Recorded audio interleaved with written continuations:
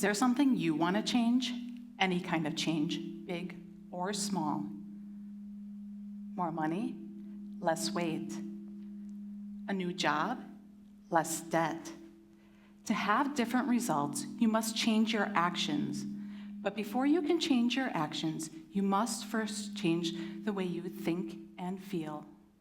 We are given knowledge and information on what to think. However, we are never taught how to feel our feelings. I have been through 4 years of college. Okay, 5, I was finding myself. 4 years of medical school and 3 years of residency.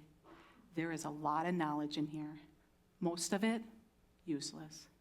With all of this knowledge, I could give you loads of information on what to eat, when to eat, how much to eat, what type of exercise to do, when to exercise, how much to exercise, hormones in the body, and many other things related to weight loss and weight gain.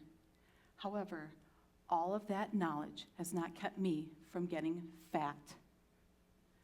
According to the National Institutes of Health, 2/3 of Americans are overweight or obese. Are the rest of you thinking, this has nothing to do with me?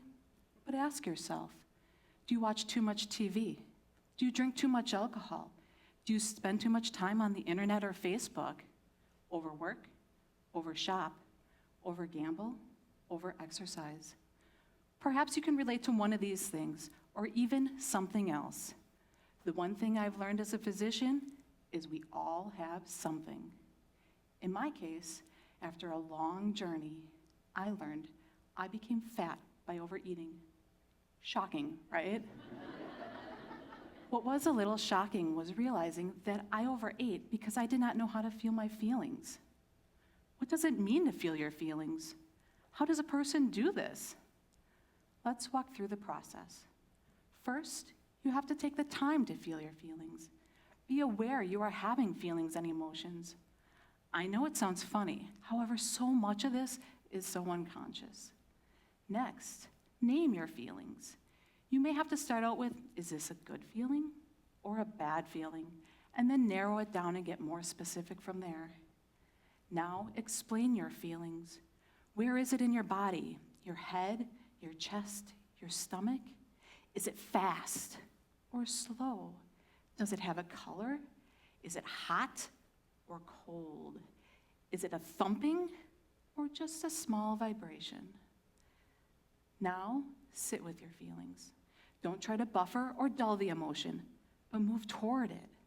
Don't try to resist, just allow it to be.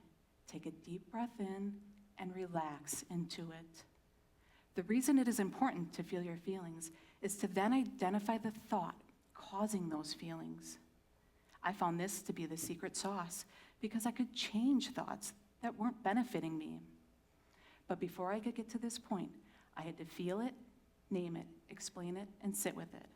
Again, I had to feel my feelings, name my feelings, explain my feelings, and sit with my feelings. After I started to do this, I found every time I was tired, I ate. Every time I was overwhelmed, I ate. Every time I was happy, I ate. Every time I was angry, bored, lonely, sad, I ate, I ate, I ate. Through 30,000 hours of education, not one person, not a single class in school, no medical book ever taught me how to feel my feelings and experience my emotions without buffering. So I learned the hard way. I buffer with food. I make thousands of decisions a day, many of them critical. I then go home to a husband, 2 daughters, 2 dogs, and a cat, all vying for my attention. This can be overwhelming. By eating the cookie, I could empty any emotion into the pot on the back burner for just a moment. When the cookie was gone and the emotional break was over, the feeling was still there and now intensified. And dinner still had to be made. This cycle was then complicated by the frustration of the resulting weight gain. So I'd then buffer the frustration with a cookie, because that made sense. And then I would feel self-disgust, and again, another cookie. You see the insanity. Now let's refer back to those things I mentioned earlier. Can you relate with too much alcohol? TV, Facebook? For every emotion, good or bad, you may have tried to ease the feeling with something and not even realized you were avoiding your emotions. Unfortunately for me, my buffer was evident for the world to see as fat on my body. Overworking, overgambling, and overshopping may not be as evident for others to be aware of. Maybe you're thinking, my buffer's benefiting me. My career's soaring. I'm in great shape. I'm the life of the party after a few drinks. But are you enriching and improving your overall well-being? Are you actually engaging with the people who mean the most to you? After years of buffering, my brain has developed some fairly deep-rooted habits. Are you thinking, just feel your feelings, don't put food in your mouth? To understand how hard this is for me to do, let's try something. Grab your pen. In the corner of the paper, sign your name. Not in calligraphy, doctor's signature. Now take your pen and place it in your other hand. Sign your name again. What was once an easy, automatic, mindless task now takes considerable, conscious effort and energy. This is what it's like to no longer buffer with food for me. After overeating for a lifetime, I realized quickly that to remove this buffer would not be easy or automatic. Now let's refer back to your something. Again, was it having that third glass of wine? Buying those fabulous shoes? Spending hours on the internet? Bring awareness to it. In the beginning, I had to do this after I ate the cookie because my eating habits were so unconscious. For example, I would ask, was I hungry? I had to make sure it was stomach hunger, not brain hunger. Brain hunger is actually emotional eating or cravings. If the answer to the stomach hunger question was no, I would then try to name the feeling I was avoiding.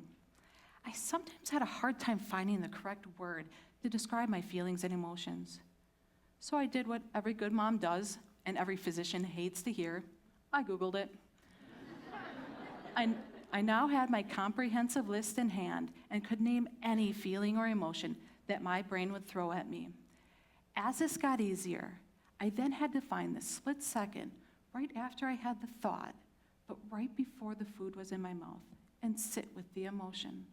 For you, it may be the instant that you hear the ice clinking the glass for your gin and tonic, the second that the shoes are in your shopping cart, or the moment that you are typing in your Facebook password.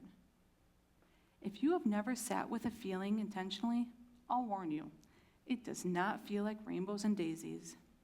My main emotion, overwhelm, was the color red. It was a racing in my head, an uneasiness in my chest, a wanting to crawl out of my skin. Every time I felt overwhelmed, I dreamed of jumping in the car, blasting the radio, and driving far, far away. Doesn't sound terrible, right?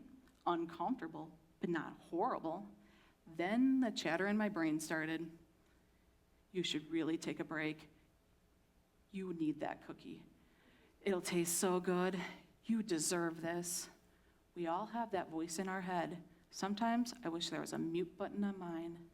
This voice, as logical as it sounds, are just my emotions hacking my brain. Now that I've identified the feeling and sat with the feeling, what am I left with? I'm left with not overeating and living a truly unbuffered life. I now can feel any emotion and know it'll be okay. That doesn't mean I'm in the clear, though. Unfortunately, every time I felt I had a handle on my emotions, life would throw me a curveball, like an 8-year-old's birthday party. Imagine a dozen 8-year-old girls running around, chasing each other, screaming at the bounce house. Parents giving pickup instructions, presents everywhere, the tables need to be set, and the cake needs surgery after somebody took a finger sample. Then the injuries and the boo-boos started. My typical response, I'm not on call, brush it off. Why would that be anxiety producing? You guessed it, I gravitated to the chip bowl. Looking back, I should have been able to predict that one. Needless to say, I engaged more with that chip bowl than I did with my birthday girl. Hindsight is 20/20. So after the party, I sat down and I described anxiety as tunnel vision, lightheadedness, dry mouth, tightness in my throat, palpitations in my heart, butterflies in my stomach, sweaty palms, jello legs, and a yellow-colored hue. Banana yellow, in fact. I practice all my emotions and the steps that I mentioned earlier to feeling my feelings. My new habits began to take hold. Like anything, the more I practice, the easier it gets. You, too, can connect with others on a deeper level rather than having that glass of wine. You can get more work done rather than feeling overwhelmed. You can have more money in the bank rather than all that extra stuff you really didn't need in the first place. Now I can say I enjoy the girls running around screaming. I know I may feel anxious, but I'd rather be with these precious girls and unbuffered than to miss out on the joys of being a parent. I know without a doubt I will reach my healthy weight. I've already lost 35 pounds and I feel great. It's not just about the weight though. I can focus like I never could before. I can control the thoughts. I'm overwhelmed, I need a cookie. I shouldn't have a cookie, I really want a cookie. I don't need a cookie. I get more work done at work rather than at home, routinely taking back 4 to 5 hours of precious weekend time that I now get to spend with my family. As you can see, now that I can identify the feeling and sit with the feeling, I can identify the thought causing that feeling. I want to challenge you. The next time you reach for the credit card, cupcake, Candy Crush, or Captain and Coke, you pause. Feel your feelings. Name your feelings. Explain your feelings. Sit with your feelings. Then identify the thought causing those feelings. Imagine the results you can have when you feel your feelings. Thank you. Thank you.